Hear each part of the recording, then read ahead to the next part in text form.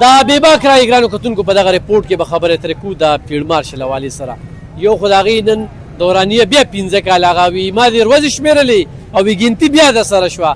نو د هغه د بادرۍ والي سره به په دغه ریپورټ کې خبرې ترې کوو، ولې چې دې وخت کې افغانستان او انډیا ډېرې بړقې شروع کړي دي او په پاکستان باندې د حملې کولو کوشش کوي. نو په دغه ریپورټ کې زموږ سره اوسئ. فیلډ مارشل والي سره به څه وایي؟ زه ولی محمد خبرې کوم، د یونایټډ ډیولپمنټ ارګنایزیشن صدر خبرې کوم. زمونږ فیلډ مارشل صاحب چې کوم دی ډېر یو نر او یو بهادر سړی دی او د ملک لپاره ولاړ دی، هرې قربانۍ ته د قرآن پاک حافظ هم دی او ښه په بهادرۍ باندې د قوم دپاره ولاړ دی او د قوم دپاره خدمت کوي او هر دغه په محاذ باندې جنګیږي د پاکستان عوامو لپاره او لګیا د خپل کوششونه کوي. صدر صاحب دې وخت چې د افغانستان لګیا دي د انډیا ملګرتیا کوي، څه وایي په دې باندې؟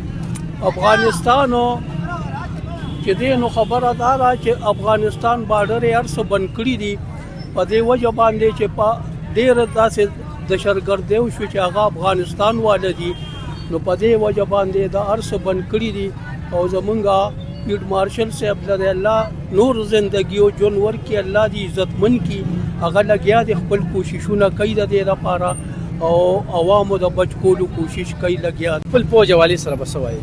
زموږ آرمي ډېره تکړه ده، خدای دې ښه ساتي او که موږ ته څه ضرورت شو نو موږ به آرمي سره ملګري.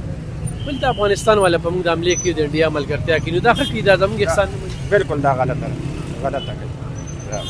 فیلډ مارشل والي سره څه وایي؟ ډېر نیک انسان دی او موږ خو نشو غریبانان یې نشو رسېدلی. زما دا خواهش و چې موږ سره ملو شوی یم او ډېر ښه انسان دی، خدای دې کامیاب او تکړه سړی.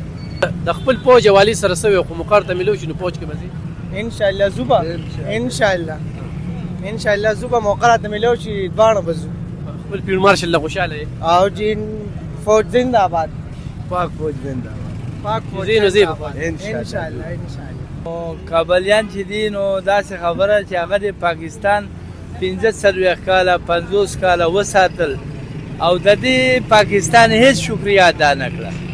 الان کې زمونږ له پوځیانو سره داسې بېعزتۍ کار وکړو چې ډېر زیاته بېعزتي وکړه او پاکستان والا د هغوی بیا هم دغه کوي لکه بېعزتي نه کوي او اوس دې دا خپل وطن ته لاړ شي، ځکه چې د خپل وطن د هر چا خوښي او دوی چې لاړه په امریکا کې دلته دغه وکړو، د امریکې هېڅ دغه یې ونه کړو، د هغه یې نه څه نسخان ورکړو نه څه کمیا ورکړو، د هغه نه به اوس انشاءالله خیر هغه صرف انتشار مقصد انتشار مقصد و پوجان یک نمبر په پاکستان کې آباد دی وي او پوجان دی وي، آباد دی وي او پاکستان دی وي. د پاکستان الحمدلله د پوجانو موږ ډیره شکریا ادا کوو. ګرانو کتونکو دغه ولس خبره چې د خپل فوج سره څنګ په څنګ ولاړ دي، زموږ یو ډېر بهادر فوج دی چې دې وخت کې په ټوله دنیا کې د بهادرۍ چرچې کېږي او بیا یو داسې سپهسالار چې هغه حافظ هم دی، هغه سید هم دی. نو په دې عقله باندې د خپل فوج او د هغه دورانیه کې دغه اضافي باندې چې کوم دی نو کومه توصیح شوې ده په هغې باندې هغوی د خوشحالۍ څرګندونه کوي. انشاءالله بل ریپورټ کې واضح